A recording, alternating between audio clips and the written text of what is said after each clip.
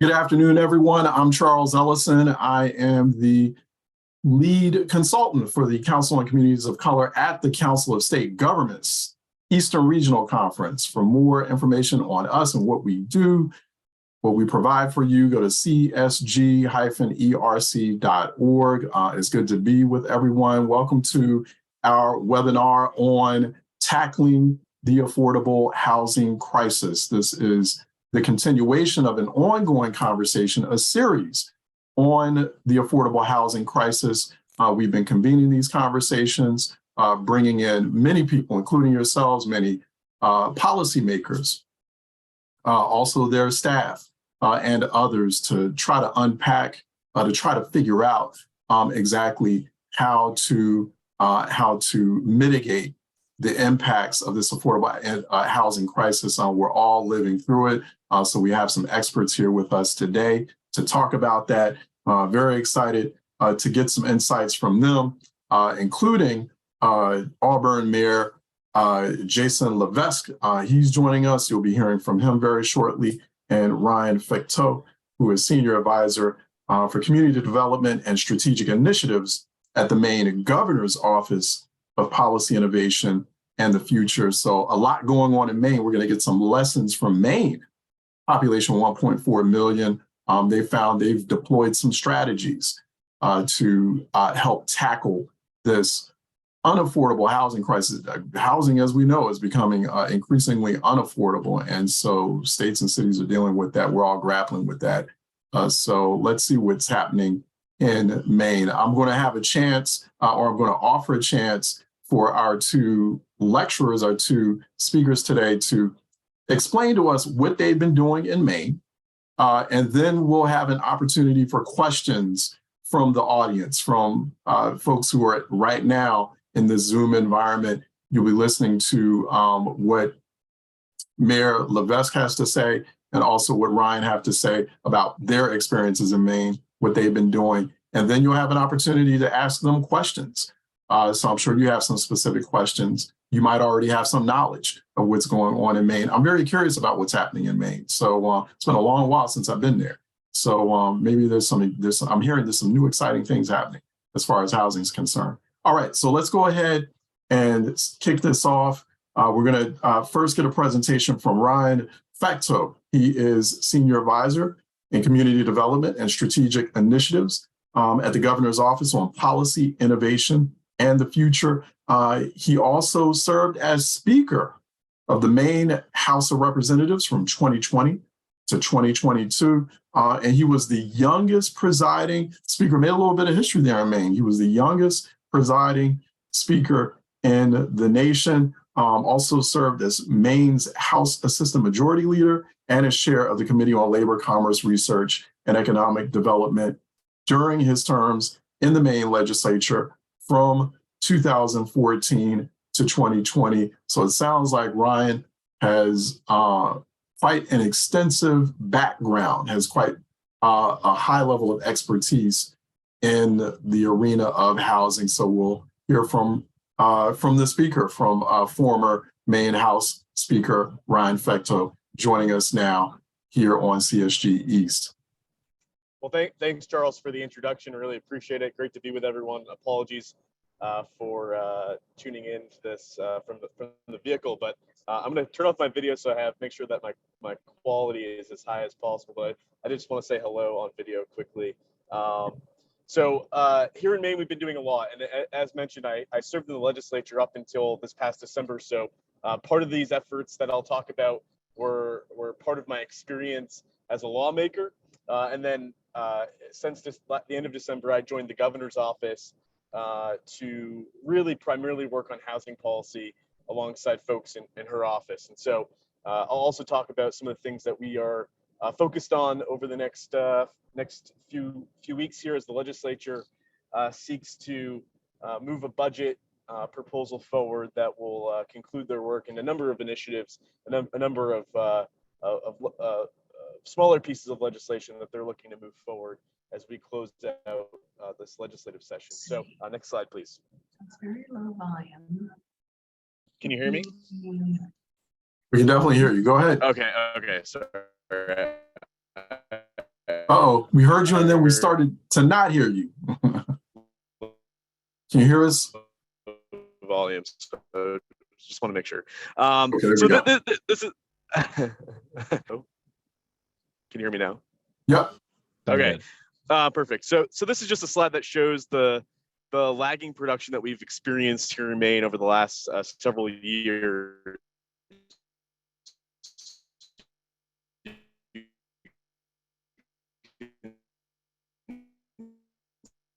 Uh-oh. Ryan, we're still having trouble hearing you. Okay, can you hear us now? Uh-oh, seems like you have a bad connection. Ryan? Okay, we're we're tuning into back in 2015, 16.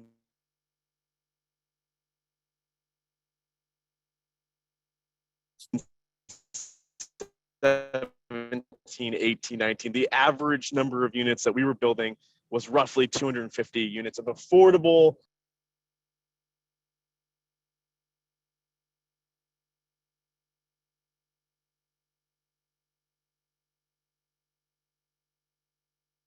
Might have to call an audible. It's out in the wilderness. Right, he's out in some of that beautiful Maine, some of those beautiful Maine landscapes. So, Ryan, can you hear us? Right, we were just hearing from former Maine House Speaker Ryan Fecteau. He's now in the governor's office on policy innovation in the future. We're having, I think he did drop off from his call. We're gonna try to see if he comes back. I think Dylan, if it's okay, I think we can just go ahead and switch up here and see if we can hear from while we try to get hold of Ryan. We'll hear from Mayor Jason Levesque. He's mayor of Auburn, Maine. He has a presentation to deliver as well. And then in the meantime, we can go ahead and see if we can get Ryan back on back on stage. No, absolutely. Mayor Thank Levesque? you. Yeah, thanks, Charles. Can you all hear me okay? Yes, we can hear you perfectly. Great. I know. Now, former Speaker Fecteau and I have done this presentation together a number of times. I'm almost tempted to actually ad-lib through this, so I haven't seen any of these new slides.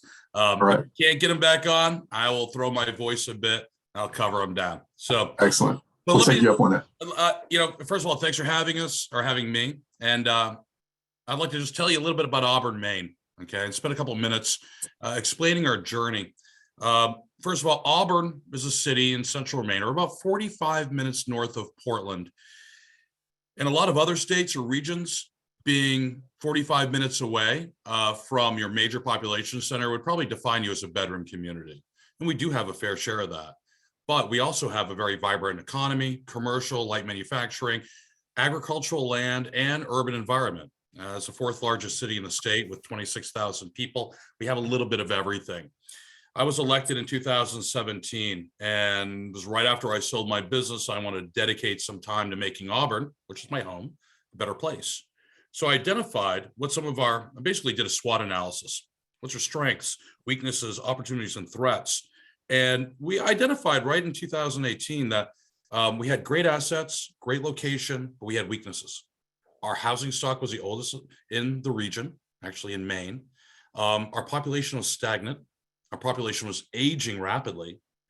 And our employers, who are very vibrant, Procter & Gamble, large, medium companies, couldn't find workforce.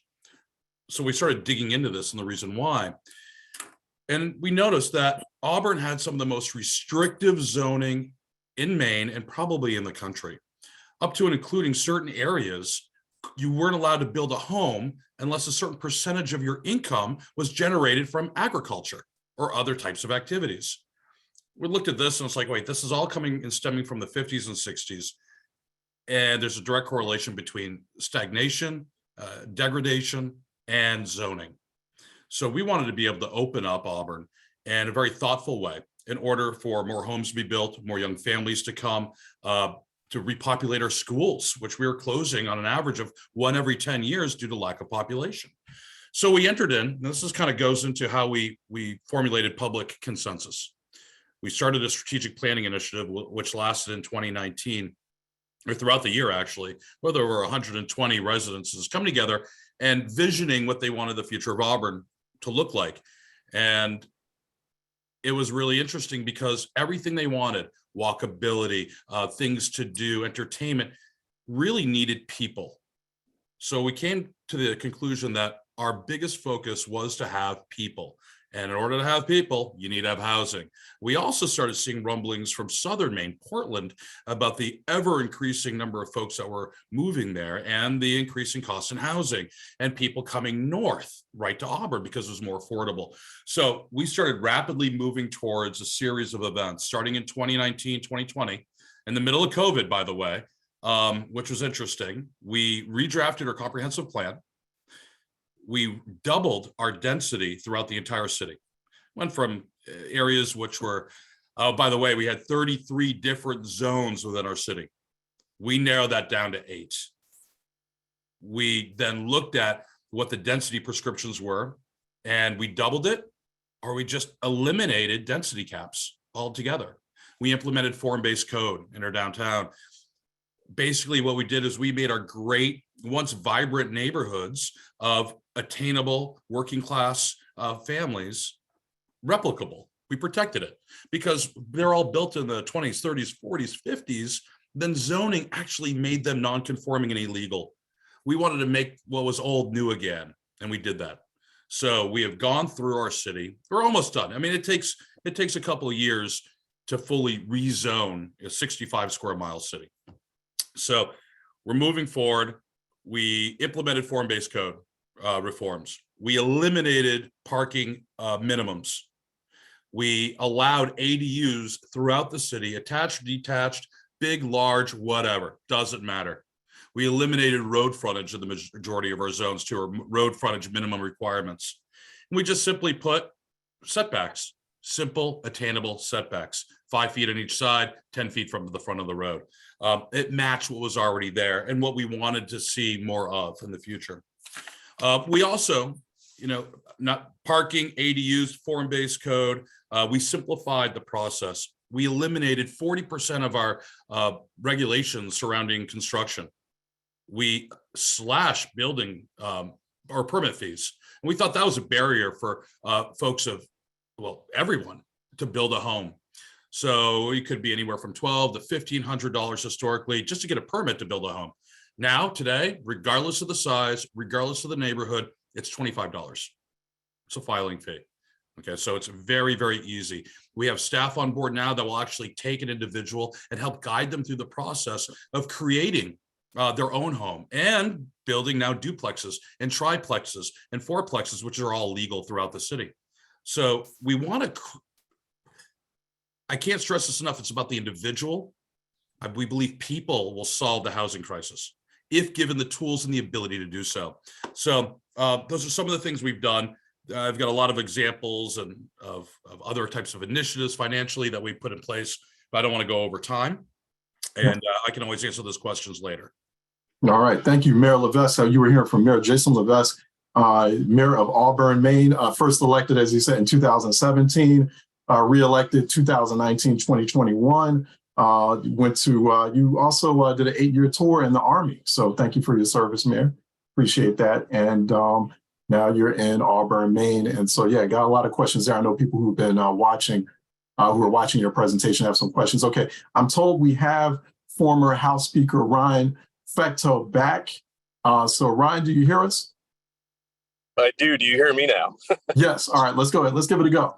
Okay, quick. Great. I'll try to fly through this real quickly so we can get to questions, which I think will be the best use of our time. But so essentially this slide is just showing that we were building on average 250 units of housing annually for subsidized low-income affordable housing. So far behind our production goal to meet demand, which is 1,000 units per year.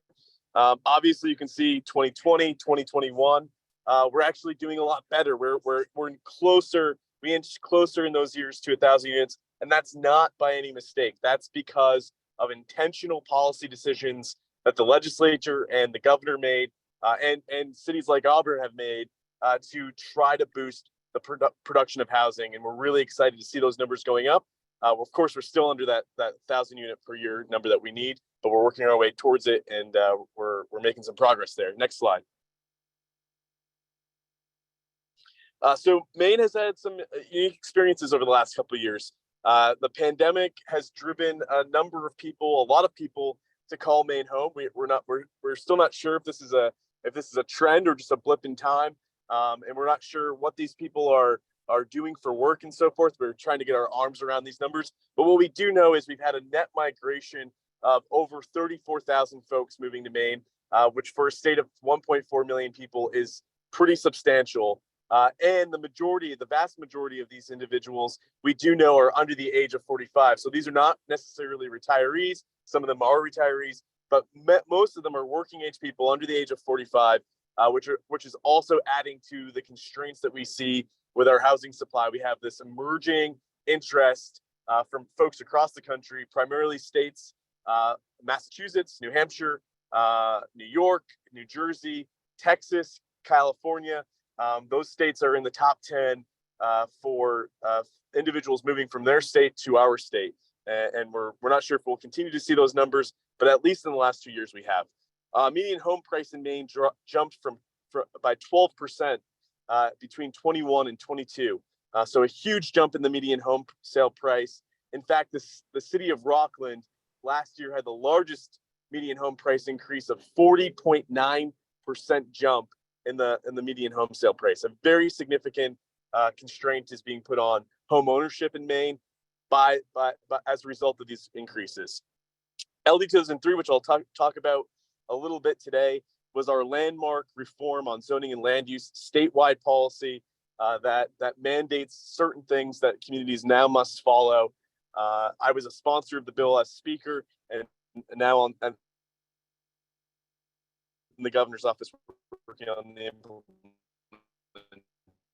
implementation side of things. And then the government's, just for additional context, Maine has the oldest housing stock in the nation. 1 in 5 Maine renters, 20% of our renters pay more than half of their income towards housing costs. And our number one emission is from transportation. And we're seeing more and more people living further from where they work because they can't afford to rent or to own in the communities where they're working. In fact, the city of Rockland, which I mentioned just a few moments ago, they had a search last year for a new police chief. They hired someone from out of state, and that person was unable to find a home they could afford in the Rockland area. Ultimately, withdrew himself from consideration or from the offer, and the city of Rockland had to go back out and search for another candidate to replace the police chief. So this is not just an issue that's impacting the private sector and employers trying to recruit employees. It's also impacting the public sector and our municipalities in terms of recruiting employees to work in education, public works, and obviously fire and police. Next slide. So some initiatives that we've undertaken. This is a really important slide. It highlights some key policy decisions that we've made. The first was we created a state version of the low-income housing tax credit to reflect the federal low-income housing tax credit. This allows us to leverage federal funds that would not otherwise be available to the state of Maine and to the private sector if we didn't have our own state version.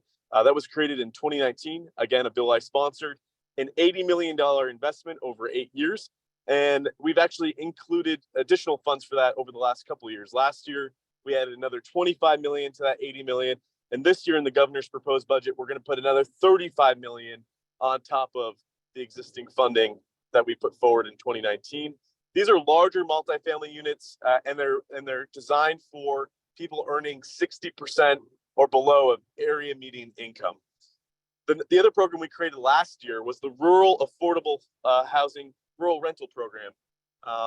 This was a $20 million investment in 2022. We used American Rescue Plan funds for this.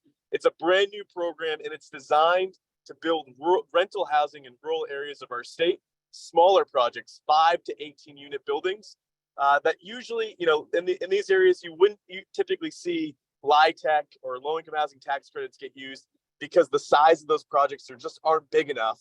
And most rural communities, of course, don't want 30, 40, 50 unit buildings in their communities. It doesn't fit the character, and it probably doesn't fit the demand either. But these 5 to 18 units, it's a sweet spot. It hits the right note in these rural communities, and it has been hugely successful. We depleted all $20 million in 1 year, and we are proposing another $35 million in the governor's proposed budget to re-up that program. And this is rental housing that's available for folks making under 80% of AMI, so a little bit higher than the low-income housing tax credit's designed for. Innovation Fund for Attainable Housing. This is a new fund that we're proposing, $10 million, under 80% of AMI for rentals, under 120% of AMI for home ownership. It's a flexible fund that we're proposing in this budget to give us the opportunity to pursue some ideas to incubate around housing solutions. So we've had the city of Auburn, for example, deploy funds for grants, incentivizing citizens to build ADUs. We might expand that grant program. We're thinking about how we get manufactured housing into the conversation so we can build housing faster, panelization, a whole number of things that have been discussed. We've got many ideas since we announced this fund. So there's a lot of good things happening, a lot of good ideas out there, and this is one of those. Ways that we are trying to pursue those ideas. And then on the homelessness side, which is an important part of the conversation, we are taking on the action that we need to establish a housing first initiative in Maine. We have three sites already that incorporate the housing first policy, and we are looking to build 14 additional sites across the state that will effectively end chronic homelessness in Maine, taking a real bite at the apple, just as Utah did back in 2015. So this is a huge initiative of the administration as well. And then one thing I also want to mention is, as you probably have in your own states, many rural rental housing was funded by the USDA's 515 loan. And many of these loans are coming to maturity. And that means their affordability restriction is set to expire. We are using the state version of the low-income housing tax credit to work with nonprofit organizations, mission-based entities, to purchase those properties before or during the time of maturity of those 515 loans in order to protect those properties from going to market rate, which is really important. Many of these properties are set to come to market rate over the next several years. And if you haven't looked at how many properties in your state are set to mature, I would highly recommend you do so, because this is going to have a huge impact on the availability of rental units in rural areas, which maybe the 515 properties might be the only rental properties in some rural communities. Next slide. So I'll skip. Go next slide. Next slide. I'm going to skip a bunch of slides here. Next slide. Next slide. Next slide. Okay, next slide.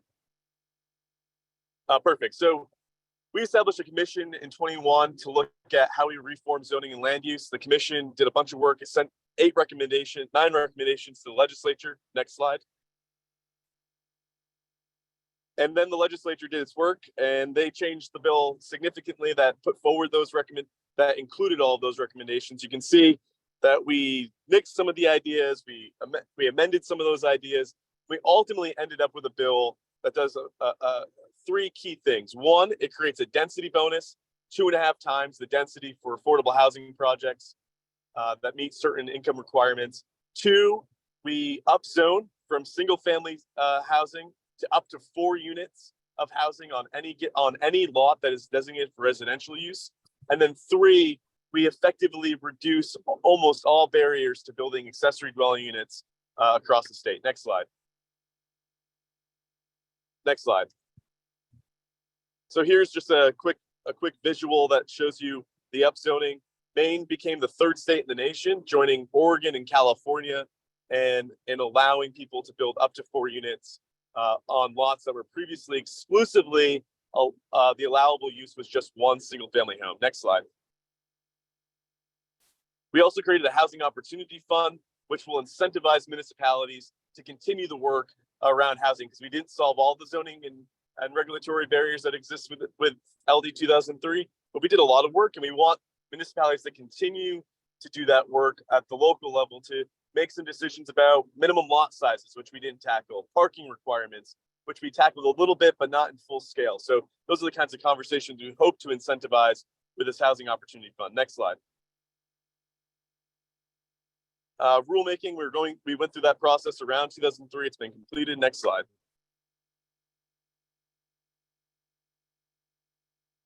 And this is my last slide, and it shows a pretty good example of what the results have been at the local level as a result of 2003. So on the right-hand side, you have the city of South Portland, one of our largest cities, with its old regulations related to accessory dwelling units. On the left-hand side, you can see because of 2003, because the state mandated that the city make some changes around their local regulations, you can see the work that they did to take the state law, to take the state mandate and apply the law locally. There was some flexibility that they were able to make some decisions that will be different than what another town does. There's still some flexibility in there to make your own decisions. But you can see how significant this law has been on changing local rules, because the city of South Portland had some very tremendous constraints on building an accessory dwelling unit that no longer exists. They had 2 parking spaces required, for example, if you wanted to build an ADU. I mean, a pretty absurd requirement that now is eliminated. There's no parking required. They said that ADUs had to be attached to the existing dwelling unit. Another very absurd kind of requirement. Oftentimes, you would see people have built breezeways, essentially connecting the accessory dwelling unit to the single family home as a way of getting around that. So just adding additional costs onto a project that might honestly prevent someone from building an ADU. That no longer exists. The ADU can be attached, detached, or within the existing structure as in like a basement apartment or an attic apartment. Just some examples from the city of South Portland and what they had previously required and what they're now requiring. And all in my presentation there, and happy to take questions. All right, Ron Fecteau, former House Speaker of Maine, now also in the Governor's Office on Policy Innovation in the Future. Thanks. It was a great presentation, by the way. Learned there's quite a bit going on in Maine. So I know folks do have questions. I have questions. We're going to start the question segment of our discussion right now, tackling the unaffordable housing crisis. We're learning some lessons from Maine. They've been deploying some new strategies. So I've got quite a few. I do want to ask you both, Ryan, also Mayor Levesque, you both hinted at opposition to some of these strategies, these plans. I'll start with you, Mayor. Like you had mentioned, or Ryan, actually, I'll start with you. You mentioned folks being opposed to apartment complexes in rural areas. So that's one form of opposition. So Ryan, I'll start with you on the opposition. Who was that? And what were they like? How did you engage them?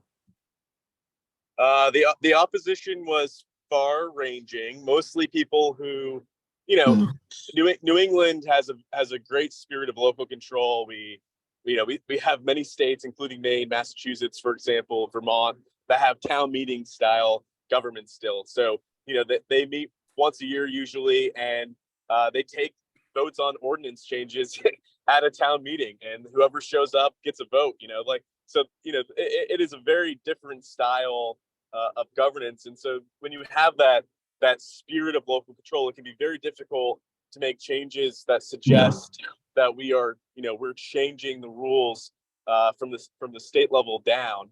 And so municipalities and ultimately Maine Municipal Association, which represents local jurisdictions, opposed the bill. They were definitely our chief opposition. We worked with them throughout the process. We took their suggestions up to the very end on this bill, despite the fact that they weren't supportive. And I think that's what you have to do working on such a large overhaul like this one, is really working with the stakeholders, regardless of whether or not they're supportive of the bill, to try to find the best way forward. And I think we did that. And I think the momentum was on our side and is still on our side, despite the fact that there was an opposition to this reform. There was probably twice as many people who were supportive of taking on this work, because this is being felt in all of our communities. People are struggling to find housing, and employers are also struggling to find employees. So I think the timing was perfect. Got it. Mayor Levesque, your experience there in Auburn as far as opposition to these sorts of plans. So similar to what Ryan just said, but a little bit different. So we had our opposition really stems from individuals. And what we saw and what we analyzed was you always had, again, a city of 26,000 people. You know, at this point, when the opposition started picking up, is when we had a massive, you know, everybody could feel a housing crisis. Auburn really worked before the housing crisis hard to increase numbers of units. So we had 10% of all of our units as affordable units, but we needed to increase our market rate. And we also need to increase the attainable level as well. So we were there. Then all of a sudden the news is nonstop about the housing crisis, as well as it should be. LD 2003 starts coming around and we started getting a lot of attention. So 26,000 people, we always had a couple dozen at every meeting, the same couple dozen, just telling us why they can't have apartments next to their single family house, or why their neighbor can't have an ADU, or why, why development's bad. Every reason under the sun we heard. Eventually, I just put them in a box and didn't listen to them anymore, because it all stemmed from one thing. They thought that success was finite, and that the more people that achieve success through home ownership, through having a place to live, somehow diminished the amount of success that they and their family had. I found that immoral, and I told them that. So I was in a different position than Ryan. Nobody ran against me for mayor, by the way, and I still, got 80% of the vote. Because growth is good, housing is good. The American dream is a reality if we allow it to happen. So I put them in a corner, put them in a box, and we pass everything anyways. Another thing too is, we're getting this question from CSG East Executive Director David YIMBY-est. It's a good question. It's going to change the character of our town. Also fear of new people. Those people coming into a town like Auburn. I'll start with you first, Mayor Levesque. How did you confront that? I confronted it with the definition of what it really means. When someone says, this is going to change the character of my neighborhood. Okay, how so? Are people that single moms with kids going to live in an apartment next to you somehow destroy that character? Are they less of a person than you? Is a minority less of a person? Having minorities in your predominantly white neighborhood going to somehow change the character? If that's so, then character needs to be changed. We colloquially, we kind of informally ban the word character from our everyday vernacular, if you would, in this context. And we're actually in the process of stripping that term from all of our zoning ordinances, starting the comprehensive plan start. Because what character means is we want to keep this homogeneous neighborhood exactly how it is, regardless of what's good for anybody else. And we don't care about our neighbors' struggles or others' struggles. We only care about our success and what we currently have, and we must protect this at all costs. So I can't stand that word character in this context. Yeah, Brian, your thoughts on that, across the state, how much of a problem is that in Maine, and how do you address it or confront it?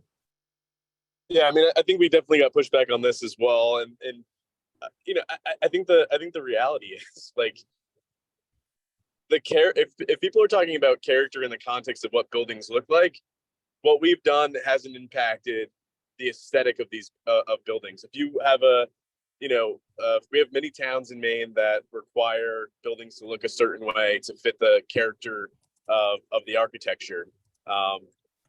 That is not what we're talking about here. And to Mayor Levesque's point, I think a lot of folks obviously were, when they use the word character, they're talking about who's going to be living around them. And in some cases, they're also talking about whether or not their property value is going to be threatened by the existence of more housing.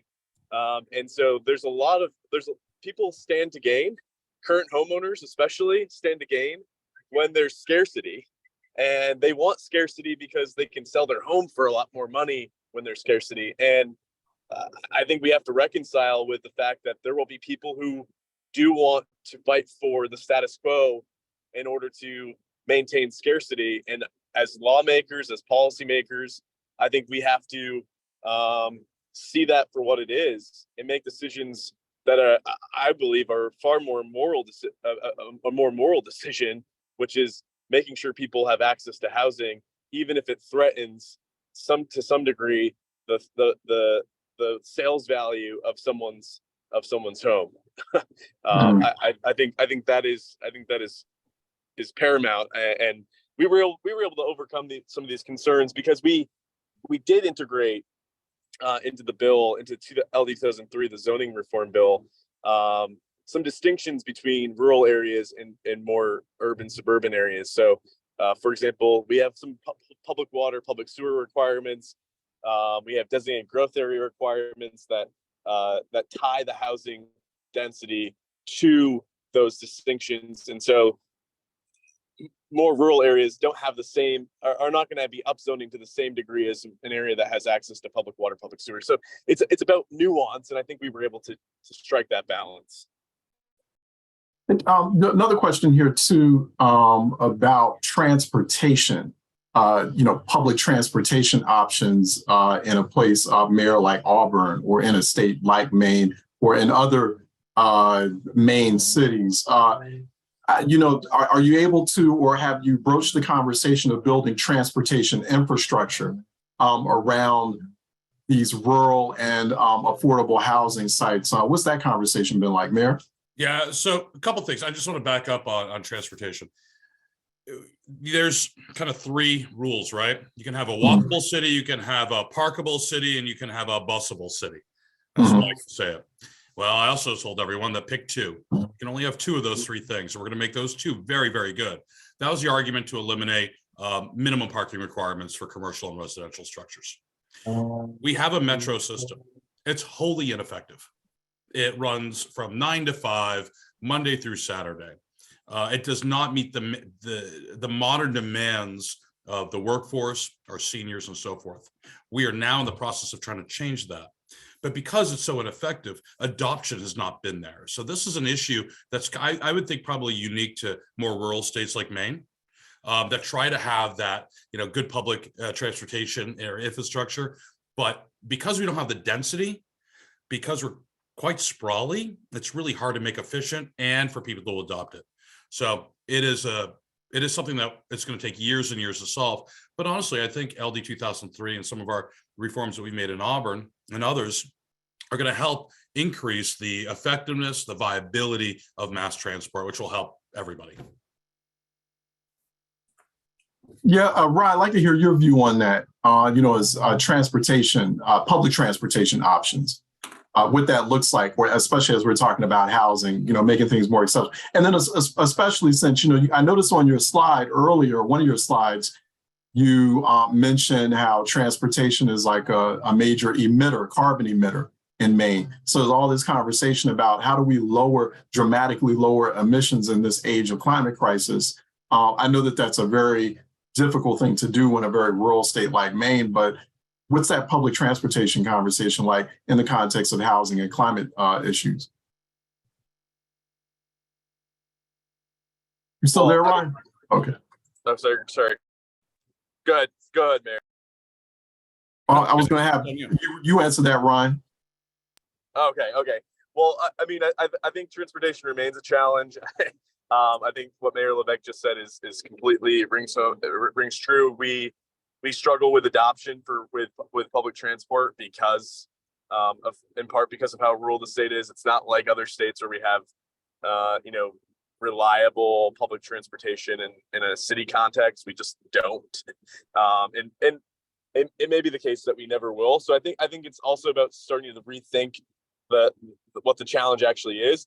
One of the challenges is people can't live in the towns where their employers are located. And so they are living further away, and they're driving further distances to get to work. One of our largest employers is a shipyard in Bath, Maine, and we have more and more people living further from the shipyard, driving in every day. Parking is an insane mess, and there's a housing challenge there. So we need to build housing closer to where the employment is, and that's one thing that we've been working on. And that's been the conversation that we've been having around these very issues, and making sure we can build more densely in the service center areas, and also where some of our major employers are. Got it. Got it. Yeah. And also Mayor Levesque was talking about, like the ride share program. Ride sharing is, I guess, it's kind of like the future as well of public transportation. Not a lot of nonprofits who are, starting to engage in that or running those types of services. Speaking of nonprofits, there was some questions in there about supportive services. We were getting that from Shirley Gerard, who is our policy consultant on health at CSG East, supportive services and health, mental health. What's that look like, when you need to wrap those supportive services around housing, making sure people stay in their housing and maintain that housing for a long time. Mayor Levesque? Yeah, it's interesting. So support services are usually clustered in service centers within Maine, and we're one of them. So getting those support services, it's a big focus. We have a whole team within City Hall that actually works on that, working with homeless folks, helping them get placed, and making sure they have all the resources necessary to stay in those homes, right, long term. But we also want to, we also recognize that housing itself is that support service. We need to focus on getting them housing. We need to focus on making sure that, Maslow's hierarchy of needs, go back to Maslow, is kind of met before they can move on to that next stage and self-assurance, if you would. So housing is the most critical thing. And frankly, we're focusing on that. Not to say the other support services are less important, but they become less needed as long as we have good, viable housing. And that is taking a lot of our focus. Yeah. Go ahead, Ryan. Just supportive services throughout the state. Well, yeah. I mean, I think one of the things that I mentioned in the slideshow presentation is I think an important part of this conversation is homelessness. We are seeing an emerging issue around homelessness, probably more so than we ever have especially in our service center communities like Lewiston, Auburn, Portland, Bangor, and we're seeing encampments, which we really hadn't seen in Maine up until these last few years. So these are challenges that we're trying to get our arms around. As I mentioned in the presentation, the housing first model, which is providing housing, but not just providing housing for folks, also providing 24-hour, wraparound services on site. It's permanently supportive housing, and for some of these people, they may never leave these housing first projects. They might live there until the end of their life, and that is okay, because we have to recognize that for some people, especially those who have experienced chronic homelessness, have been homeless for most of their lives, they may never be living on their own. But we need to make sure that when we provide them with housing in this context, we don't forget the services that are also incredibly important to stabilizing them. Folks who are dealing with substance use disorder, behavioral health issues, and that's why the governor and the legislature has been working to pass this Housing First initiative, which will expand these properties across the state, locate 14 additional Housing First projects, and if we're able to make that happen, we will effectively end chronic homelessness in Maine, which will be a huge achievement. It is the most transformational policy that's ever been considered and will have ever been adopted in Maine around homelessness, and we're really excited about it. And hopefully, more states will take it on. And if your state is thinking about this policy and how to adopt it, highly recommend reaching out to folks in Utah.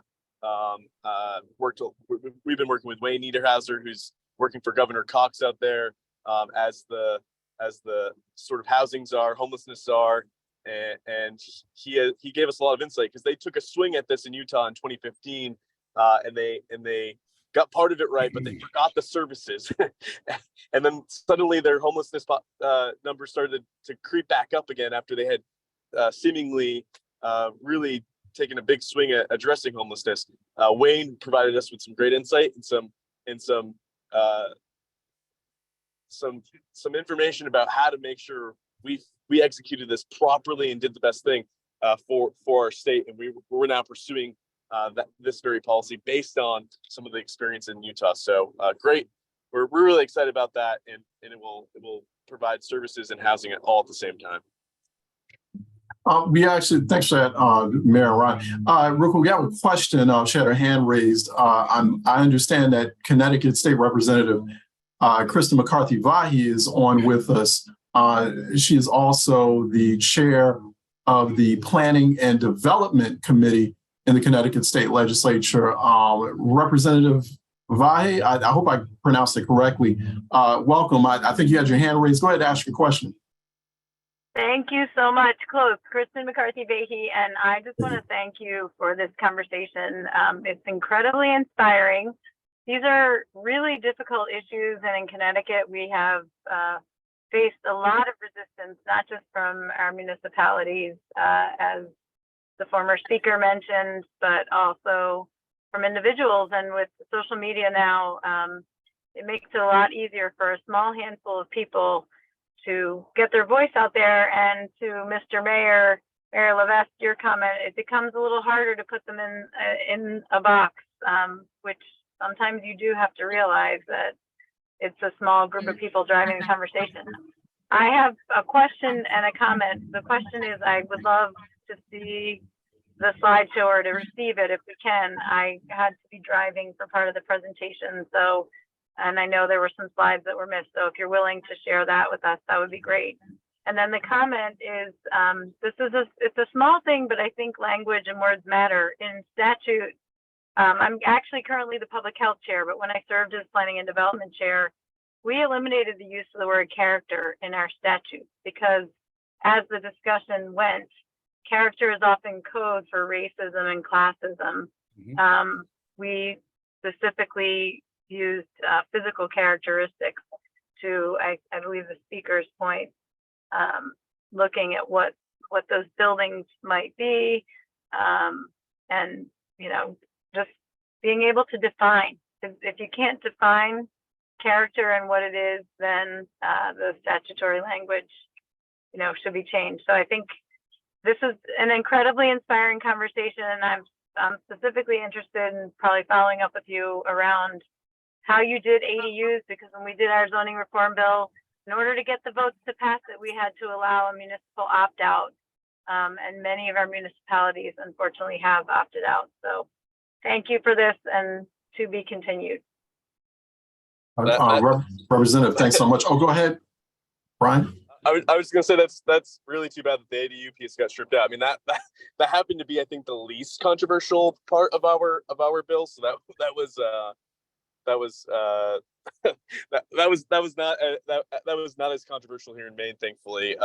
Although there was a bill to try to repeal that specific section of the law during this session. So oddly enough, but it really didn't raise much concern. Slideshow deck will definitely be available. Happy to send it along, and would be happy to connect offline at another time to talk more about what we've done here in Maine with you. I'd be happy to do that. No, that would be great. I feel like there's a future convening brewing of like mayors and state legislators, state policymakers, about this topic. I don't know. I kind of feel that in my bones at the moment. There's another question. I think it was Robin Chestnut Tangerman, who was asking about the blend or direct investment in affordable housing versus stimulus for private builders, right? So it's like this tension between the affordable housing folks and the private development folks. And so, it goes beyond zoning and permitting. What is that like? To bridge loans, reduced interest rates, grants to individual property owners to add ADUs. I do not know what ADUs means. I'm sorry about that. So, Mayor, you want to take a stab at that? That's a great question. I love this topic because it really starts peeling away the idea of what is the definition of affordable housing? Is it the cost to get in, or is it the overall cost wrapped around living, which includes electric bills and gas bills and heating and so forth? So we recognize that in Auburn, we wanted to not just create more housing, we wanted to make sure they're efficient. Yes. We also wanted to make the housing that people are currently in, as Speaker said, or Ryan said, 1 in 5 people are spending more than 50% on rent. That doesn't taking into consideration utilities. So we took our American Recovery Protection Act money, some of it, we opened up grant programs. Grant programs that will pay 15% of a down payment for an ADU, accessory dwelling unit. Like the speaker mentioned before, we had a matching grant for Maine State Housing. That's going well. But we also have matching grants for efficiency upgrades to any home in the city. We're lucky in Maine, we have Efficiency Maine. So you can get a $1,500 grant for an upgrade on heating system, a little mini split ducts, electric heating and cooling. Great. You bring that, that application that you submitted to Efficiency Maine for that, or for your light bulbs, or for your new on-demand hot water heater, Auburn will double it, will match it. So now all of a sudden it's attainable for everyone. People can make significant investments into their home, more efficient windows, more efficient insulation, better heating and cooling systems. And we've made it within their grasp. This is going to help decrease the cost of home ownership. It makes living more affordable, not just short term, but for long term. We've done a ton of different grant programs, forgivable loans, rehabilitation, lead mitigation, adding of different types of uses, and converting single family to multifamily. So I think we've covered a lot, and we're really grateful. In Maine, you can do this. You can work, and I don't know how many times I called, Ryan or the other folks over the administration or Maine State Housing, and we whipped up a matching program. We put something together, and within 2 weeks it was live. So we really, I don't know where the bureaucracy was, but it wasn't there, was it, Ryan? Yeah, Ryan? We try to eliminate it as much as we can. At least on our levels. And that's why we're all, like I said during my presentation, I'm excited. We're excited about this this proposed innovation fund, because there are a lot of ideas that that folks have, and there's a lot of energy around this issue right now.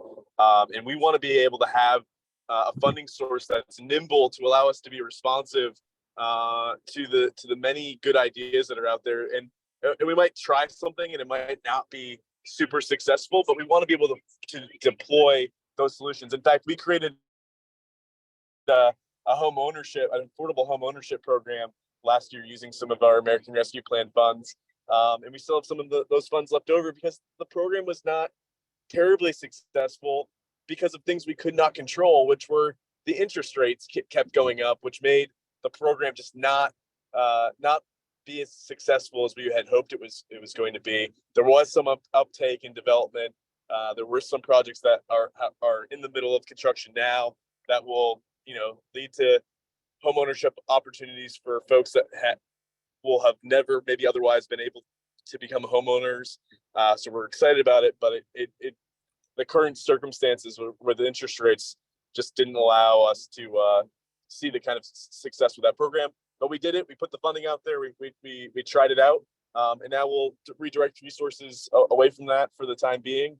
But that's the kind of stuff that we need to do as government, is put forward these new solutions, these new ideas, just to see if we can strike gold, as we did with the rural rental program, which was a new idea and highly successful. So being nimble and being innovative, I think, is important to solving the crisis. We've got a couple of more important questions. One really good question here. Mary, you can start on this. This is from Rona Cohen, who is our policy director at CSG East, focuses on environmental issues. And she's asking, as a corollary to the emissions issue, she's curious to know if any of the new affordable housing projects are placing any priority on energy performance standards, efficiency, best practices to reduce energy use, lower operating costs over time. Of course, that gets into use of clean energy options for new housing, et cetera. Mayor Levesque? That the municipality does not govern those specifically. I will say I am absolutely against it. Mandates, well, though well-meaning and good for intent, that go against what market demands are, drive up the cost of construction and make projects not feasible, whether it be market rate or affordable. Now, we could have a whole different webinar about that. And I just said a couple of minutes ago, I am extremely supportive of energy efficiency and education level. We got to make sure the developers understand what is the best utilization of modern technology in order to make their units that much more efficient. And I also say that, again, this might sound a little draconian, but unless we can solve the housing problem, unless we can make sure people have those wraparound services they need, the environment is a third, fourth, no priority whatsoever. So people need to eat and they need to live. They need to be healthy. Then we can worry about the environment. I'm reminded of an old quote, I think, what was it, John Madison or John Adams said, I'm fighting a war now so my son can be an engineer and his son can be an artist, something like that. We need to evolve into that. And in this situation, on this topic, I put a lower emphasis on that, on those issues. Oh, Ryan, do you want to? Yeah, this is where it gets fun for Mayor Levesque and I, where we have a little bit of a partisan departure from each other on these issues. So we have instituted through some of these subsidy programs I previously mentioned, the rural rental, the low-income housing tax credit, some other things that are administered through Maine Housing, which is our finance authority essentially on housing projects. They do have requirements around energy efficiency. In fact, we have a statewide building and energy code. The requirements to do a Maine Housing funded project are well and above the basic requirements that apply outside to standard building, to building across the state in the private sector and in individuals. So to qualify for these programs, you do have to meet some energy efficiency requirements. In fact, although we're not requiring EV charging stations and so forth for these projects at the moment, there is a requirement that the developer put in all the conduit for EV charging stations, so that when there's more adoption of EVs, especially amongst low-income families, which obviously there isn't right now because of the costs and so forth, but we want to make sure that the infrastructure is in place so that as EVs become more and more customary or more and more common, that these developments are ready to install EV charging stations without much work of not having to rip up parking lots and so forth to make it happen. So we do have some requirements, and Mayor Levesque may disagree on those requirements existing for these projects, but they do exist, and obviously that's an important issue.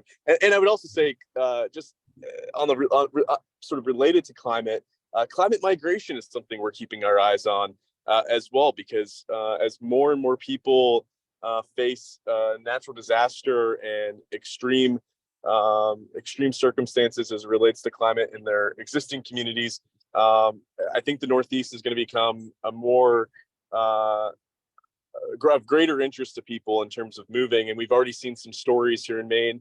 In fact, there was a news story a couple of weeks ago in the Maine Biz magazine about a couple who moved from California to retire in Maine, and they cited their reason as moving to Maine leaving California was due to wildfires. And so we have to keep our eye on that issue as well, which will likely only continue the constraints we face around housing.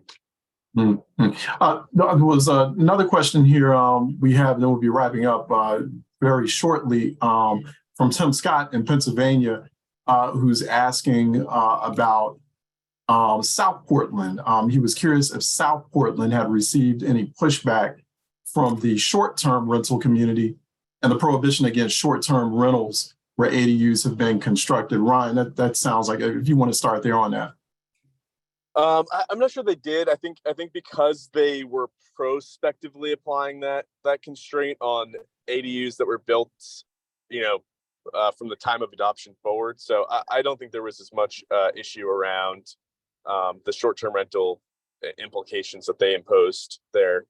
You also know, you might have seen in their ordinance, they got rid of the owner-occupied requirement, which I think also may have helped balance out that short-term rental prohibition. So previously they said, if you want to build an ADU, either the ADU or the primary dwelling has to be owner-occupied.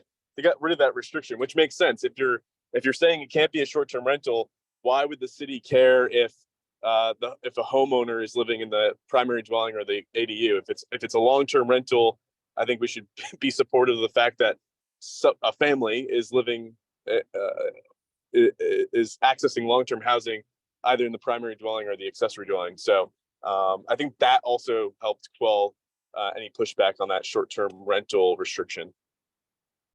All right. Mayor Levesque, I don't know if you want to jump in on that. No, I have no, Thoughts? I have nothing. Yeah, nothing else to add. I'm not too sure about how that worked. I mean, we didn't have any pushback on our ADU passage. We don't have the short-term rental issues so much as South Portland, but people were quite. Yeah. It's actually worked. We have a lot of ADUs being built, so seems like Got it. So that we've actually are wrapping up our discussion now on tackling the unaffordable housing crisis. Some great insights. Really, people are really excited about what's happening in Maine now. We were just last word we got from Mayor Jason Levesque. He is the mayor of Auburn, Maine. Population 27,000, if I'm not mistaken, or 27,000. Yeah, it's going up. It's hard to count. I have to take my shoes off to count that out. All right, so Auburn, Maine. He was been reelected in 2021, giving us some insights there, and also Ryan Fechtow, who is the former House Speaker of the Maine Legislature, now serving in the Governor's Office on Policy Innovation and the Future. Great presentation to you both. We got a lot of excitement around this issue. Also, people offering their respective locales for convenings, future convenings on this issue. Thank you, Connecticut State Representative Krista McCarthy-Vahey. She's offering a convening in Connecticut on this. And also Tim Scott in Pennsylvania. I think it was Carlisle, Pennsylvania. I think he's in. So he's offering Pennsylvania. Yeah, definitely Pennsylvania needs a housing. As a Pennsylvania native, Philadelphia native, yeah, we need an affordable housing summit. So that will be good. But definitely appreciate everyone joining in. Want to thank my colleagues at Council of State Governments Eastern Regional Conference, including Dylan McDowell, Communications Director, for putting this together, Executive Director David YIMBY-est for making this possible, my colleagues, also Shirley Gerard and Rona Cohen. They were jumping in and joining in with questions. Veronique Cavalier was also made this possible, helping us put this together. I want to thank everyone who watched us and joined in. I'm Charles Ellison. I am the policy lead for the Council on Communities of Color. So for more information on that, you can go to csg-erc.org/CCC. But overall, for Council of State Governments Eastern Regional Conference, the csg-erc.org. And also, don't forget, go to our website, get more information on our upcoming annual meeting. We have a big annual meeting coming up in Toronto, one of my favorite cities, by the way. We have our annual meeting in Toronto, Ontario, Canada. That's coming up on August 20th through the 23rd. So it's a big deal. We'll have a convening. We'll have legislators from Canada, the United States, the northeastern part, Puerto Rico, and the Virgin Islands. They'll be joining us and talking about these same issues and tackling them and doing their best. But do pay attention to upcoming notices about more webinars, more virtual discussions on this unaffordable housing crisis. So I'm Charles Ellison. We're going to sign off and want to thank everyone for tuning in and joining us. Really appreciate it. Have a great weekend. Thanks, everyone. Bye now. Thanks all. Thank you, Charles. Hey, thanks so much, Rona. Take care. Thanks, Dylan. Thanks, David. Hey, Tara.